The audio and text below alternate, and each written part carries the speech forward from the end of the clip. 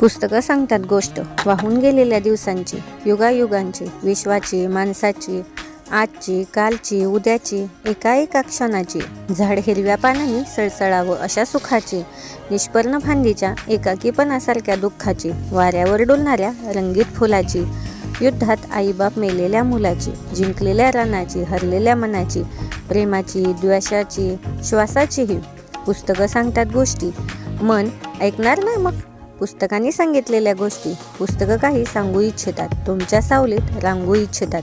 पुस्तकात पक्ष्यांची चोच बोलते, पुस्तकात हिरवगार रान हलते, पुस्तकात असतो झऱ्याच्या पाण्याचा अवखळपणा, पुस्तकात दिसतात पऱ्या बागडताना, पुस्तकात असतो क्षेपणास्त्रांचा विध्वंस, काळ्या कुर्त्यात बुडालेला महाभारतातील कंस. पुस्तकातल्या शब्दांना कोलनेची झाक आहे, सर्वे संतो निरामय विज्ञानाची हाक आहे.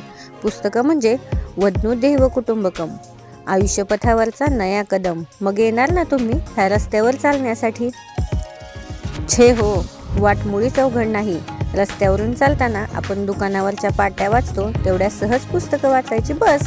अहो, वाचायला तर लागा म्हणजे पोचायला लागाल हव्या त्या ठिकाणी.